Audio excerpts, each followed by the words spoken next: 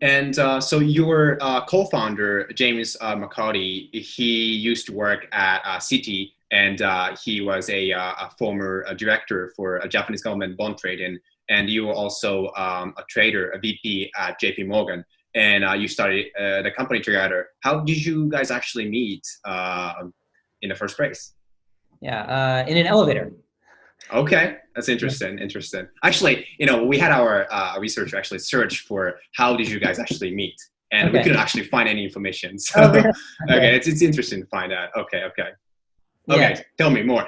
Yeah. So we were actually living in the same apartment building in Midvale, and yeah, we met in the elevator, and we somehow got to chatting.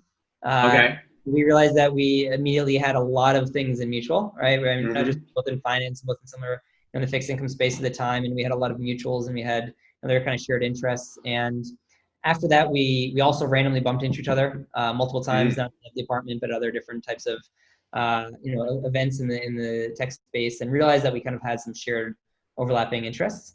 And yeah, we became like drinking buddies, basically. And I see. long before having the idea of Zehitomo or anything else. But as we got to talking, we were both from finance, but we wouldn't usually talk about work. Instead we would talk about the future of the future, right? For us in the world and the direction things are going.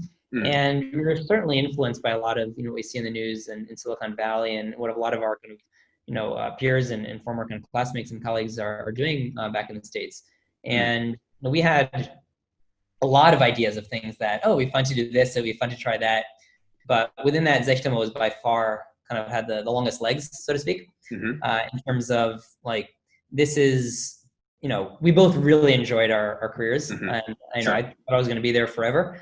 So it wasn't a matter of like, oh, like, we don't like our work, we want to go do something more fun. It was more a question of, wow, there's these huge opportunities, and we don't want to live life with regret.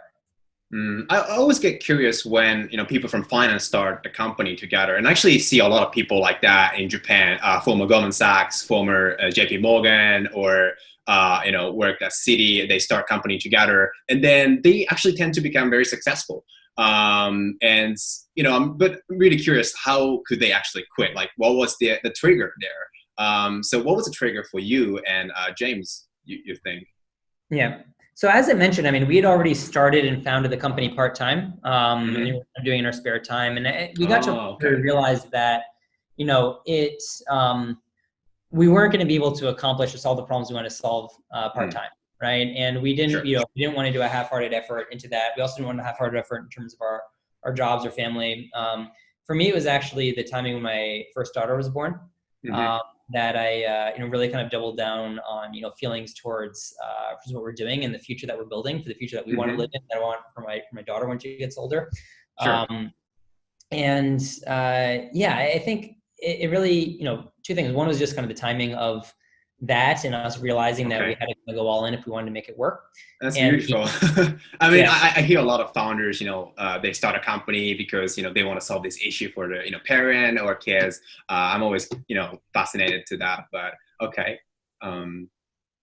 And the other element is really just, going back to not living life with regrets, right? And I think, if there were, parallel worlds or parallel universes, and we, stayed in finance, would have been, happy and successful in different ways, or if we take a different path, right? There's like a lot of different ways to make things work out, but in this world, at least, we didn't want to look back on life when we're old and say, which is greater, right? Do we regret, not trying it, or do we regret, like taking a risk and failing? And I see. The more we got involved in it, the more we realized that there's gonna be a greater risk of regretting not having going all in when we had the opportunity.